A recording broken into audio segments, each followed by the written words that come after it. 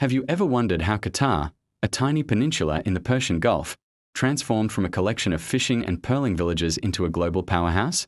It's a story that stretches back thousands of years, long before the gleaming skyscrapers and World Cup stadiums ever existed.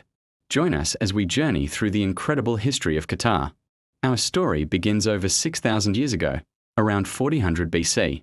Archaeological finds, like pottery and tools, tell us that this land has been inhabited for millennia. Ancient civilizations recognized its strategic location. The famous Roman geographer Ptolemy even included Qatar on his map of the Arab world, marking it as a significant port and trading hub in the ancient world. Early on, the peninsula was a crossroads of cultures and commerce. Moving into the early historical periods, the land that is now Qatar was home to nomadic Canaanite tribes. These early inhabitants navigated the harsh desert environment, their lives intrinsically linked to the sea. The arrival of Islam in the 7th century marked a pivotal moment. The people of the region were among the first to embrace the new faith, and they played a role in the subsequent Islamic conquests, helping to spread the message across the Persian Gulf and beyond. During the golden age of the Abbasid Caliphate, from the 8th to the 13th centuries, Qatar flourished. Its ports became bustling centers of trade, famous for high-quality pearls and prized purple dye, contributing to the economic prosperity of the entire Islamic empire. But this prosperity attracted powerful empires. By the 16th century, Qatar became a battleground for regional dominance. The mighty Ottoman Empire from the north, the Persian Safavid Empire from the east, and the seafaring Portuguese from the west all vied for control of this strategic peninsula and its lucrative trade routes. For a time, the Portuguese established forts along the coast, seeking to monopolize the spice trade. However, their control was short-lived as local tribes, backed by the Ottomans, drove them out. This era was one of constant conflict and shifting alliances, as local sheikhs skillfully navigated the ambitions of these larger powers to maintain their autonomy.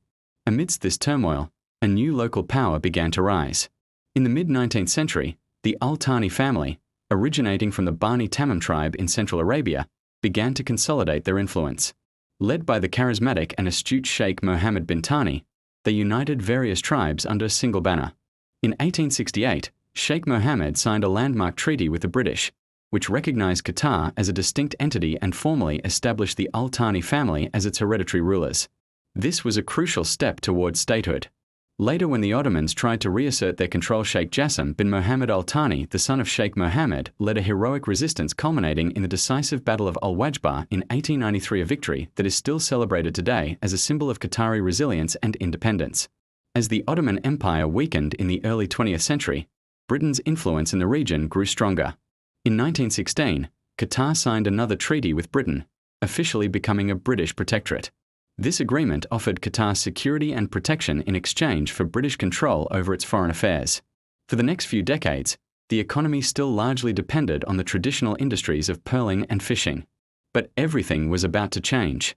In 1939, a discovery was made that would redefine Qatar's destiny forever: oil.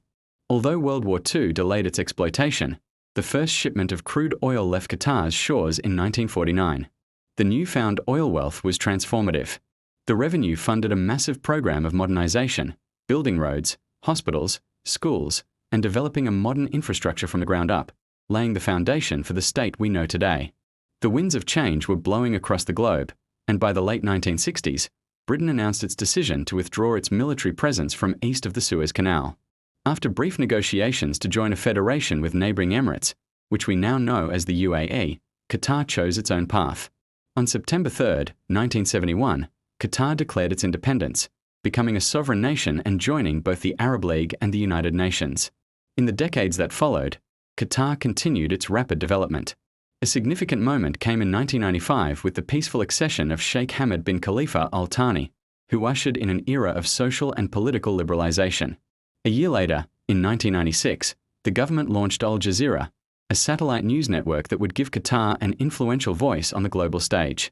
Today, under the leadership of Sheikh Tamim bin Hamad Al Thani, who took over in 2013, Qatar continues to punch far above its weight.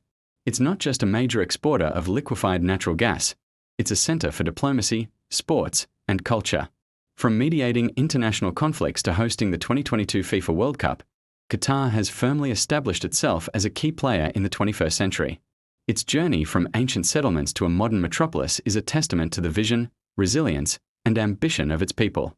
Thank you for joining us on this historical deep dive into the fascinating story of Qatar. What part of its history did you find most interesting? Let us know in the comments below. Don't forget to like, share, and subscribe for more amazing stories from around the world. See you next time.